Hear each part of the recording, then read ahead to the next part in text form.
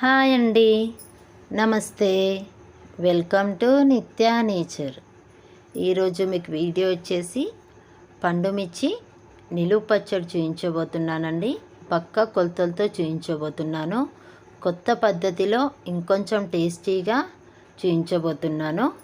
Video అనేది skip చేయకుండా పూర్తిగా చూడండి, అర్థమవుతుంది. ఫస్ట్ టైం చేసే వాళ్ళైనా ఈజీగా ఏ విధంగా ప్రిపేర్ చేసుకోవాలనో చూపించబోతున్నాను. ఇంకా లేట్ చేయకుండా వీడియోలోకి వెళ్దాం. 1/2 కిలో పండుమిర్చి తీసుకోవాలి. ఈ మంచి వాష్ చేసుకొని తడి లేకుండా ఒక పొడి క్లాత్ తోటి తుడుచుకొని ఒక 1 అవర్ వరకు పక్కన పెట్టేసుకున్న తర్వాత ఈ విధంగా తొడుమలు తీసేసుకోవాలి. ఇదే విధంగా మొత్తం తొడుమలు తీసుకున్న తర్వాత ఇవి చిన్న చిన్న ముక్కల్లాగా కట్ చేసేసుకోవాలి. నేను వీడియోలో చూస్తున్న విధంగా కట్ చేసేసుకోవాలి. పండుమిర్చి అనేది కొంచెం గట్టిగా ఉండేటట్టు చూసుకోవాలండి, టేస్ట్ బాగుంటుంది. సన్నవి పండుమిర్చి తీసుకోవద్దు, ఈ విధంగా కొంచెం లావుగా ఉన్నవి తీసుకోవాలి. ఇదే విధంగా మొత్తం కట్ చేసి పక్కన పెట్టేసుకున్న తర్వాత 100 గ్రాముల చింతపండు తీసుకోవాలి. నారలు కానీ గింజలు కానీ లేకుండా చూసుకోవాలి. 100 గ్రాముల సాల్ట్ అండి, కొన్ని వెల్లుల్లి రెబ్బలు, 1/2 స్పూన్ మెంతులు, 1 స్పూన్ జీలకర్ర, 1 స్పూన్ ఆవాలు, 1/2 స్పూన్ పసుపు తీసుకోవాలి. ముందుగా స్టవ్ మీద ఒక ప్యాన్ పెట్టుకోవాలి. ప్యాన్ హీట్ అయిన తర్వాత 1 స్పూన్ ఆవాలు వేసుకోవాలి, 1 స్పూన్ జీలకర్ర, 1/2 స్పూన్ మెంతులు వేసుకొని సిమ్లో పెట్టేసి మంచి వేగనివ్వాలి. ఈ విధంగా వేగిన తర్వాత ఇది పూర్తిగా చల్లారిన తర్వాత చిన్న రోల్లో వేసుకొని పౌడర్ చేసుకొని పక్కన పెట్టేసుకోవాలి. ఇప్పుడు మిక్సీ జార్ తీసుకొని మిక్సీ జార్లో 100 గ్రాముల సాల్ట్ వేసుకోవాలి. ఇక్కడ నేను దొడ్డుప్పు వాడుతున్నాను, నార్మల్ సాల్ట్ అయినా యూజ్ చేసుకోవచ్చు, కానీ దొడ్డుప్పు తోటి టేస్ట్ బాగుంటుంది. 100 గ్రాముల చింతపండు వేసుకొని ఇది మిక్సీ పట్టుకోవాలి. ఈ విధంగా ముందే మిక్సీ వేసుకోవటం వల్ల మనం పచ్చడి చేసేటప్పుడు తొందరగా దంగుతుందండి. ఈ విధంగా పౌడర్ చేసుకున్నది మనం కట్ చేసి పెట్టుకున్న పండుమిర్చిలో వేసుకోవాలి. ఈ విధంగా మొత్తం వేసుకున్న తర్వాత మనం పౌడర్ చేసుకుంది కూడా ఇందులో వేసుకోవాలి. కొన్ని వెల్లుల్లి రెబ్బలు వేసుకోవాలి. చిన్న కప్ అన్ని వెల్లుల్లి రెబ్బలన్నీ వేసుకొని ఇవంతా ఒకసారి మంచిగా కలుపుకోవాలి.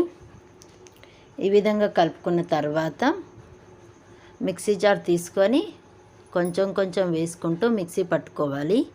చింతపండు ఉప్పు ముందే మిక్సీ వేసుకోవటం వల్ల ఇప్పుడు పండుమిర్చి అనేది తొందరగా దంగుతుందండి. ఈ విధంగా చేసుకోండి. ఈ విధంగా మిక్సీ వేసుకున్న తర్వాత సాల్ట్ సరిపోయిందో లేదో ఒకసారి చెక్ చేసుకోండి. నాకైతే సాల్ట్ పర్ఫెక్ట్గా సరిపోయింది. ఇప్పుడు ఇది ఒక బౌల్లోకి షిఫ్ట్ చేసేసుకోవాలి.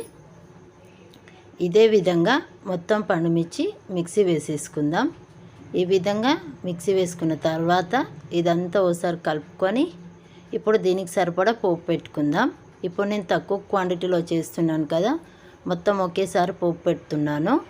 ఎక్కువ క్వాంటిటీలో చేసేటట్టయితే కొంచెం కొంచెం తీసుకుంటూ పోపు పెట్టేసుకోవాలి. మిగతాది తడి లేకుండా చూసుకొని పక్కన పెట్టేసుకోవాలండి, లేకపోతే ఫ్రిడ్జ్లో అయినా స్టోర్ చేసుకోవచ్చు. ఇప్పుడు నేను కొంచెం క్వాంటిటీలోనే చేస్తున్నాను కదా, ఇప్పుడు దీనికి సరిపడా పోపు పెట్టేస్తున్నాను. 1 కప్పు ఆయిల్ వేస్తున్నాను. శనగపప్పు మినపప్పు కొంచెం వేసుకొని ఇది కొంచెం వేగనివ్వాలి. ఆయిల్ వేడైన తర్వాత శనగపప్పు మినపప్పు వేగిన తర్వాత 1 స్పూన్ ఆవాలు, 1 స్పూన్ జీలకర్ర వేస్తున్నాను. ఇక్కడ నేను పల్లి ఆయిల్ యూజ్ చేస్తున్నానండి.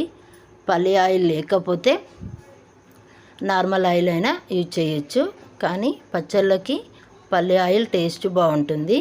కొంచెం కరివేపాకు వేసుకొని వేగిన తర్వాత కొన్ని వెల్లుల్లి రెబ్బలు కూడా వేసుకొని వేగిన తర్వాత 1 స్పూన్ పసుపు వేసుకొని కలుపుకున్న తర్వాత మనం పచ్చడి అంతా ఇందులో వేసుకోవాలి. వేడి ఆయిల్లో పచ్చడి వేస్తే ఏం ఖరాబ్ కాదండి. ఆవ పచ్చళ్ళకైతే ఖరాబ్ అవుతుంది, పండుమిర్చి పచ్చడికి టేస్ట్ బాగుంటుందండి. ఈ విధంగా ఒకసారి చేసుకోండి. ఈ విధంగా పచ్చడి వేసుకున్న తర్వాత సిమ్లో పెట్టేసి ఒక 2 నిమిషాలు ఉడకనివ్వండి. ఆయిల్ సపరేట్ అయ్యేంత వరకు ఉడకనివ్వండి. 2 నిమిషాల తర్వాత స్టవ్ ఆఫ్ చేసుకొని పూర్తిగా చల్లారనివ్వాలి. ఈ విధంగా మనం ఆయిల్లో వేయటం వల్ల పచ్చడి టేస్ట్ పెరుగుతుందండి. ఈ విధంగా ఒక్కసారి ట్రై చేయండి. ఈ విధంగా ఉన్న తర్వాత చల్లారిన తర్వాత ఒక గాజు సీసాలో కానీ ఏదైనా మర్తమాన్లో కానీ స్టోర్ చేసుకుంటే 1 ఇయర్ వరకు నిలువ ఉంటుందండి. ఇది వేడివేడి అన్నంలోకి సూపర్గా ఉంటుందండి. ఒక్కసారి ట్రై చేయండి. ట్రై చేసిన తర్వాత ఎలా వచ్చిందో నాకు కామెంట్ రూపంలో ఫీడ్బ్యాక్ ఇవ్వండి.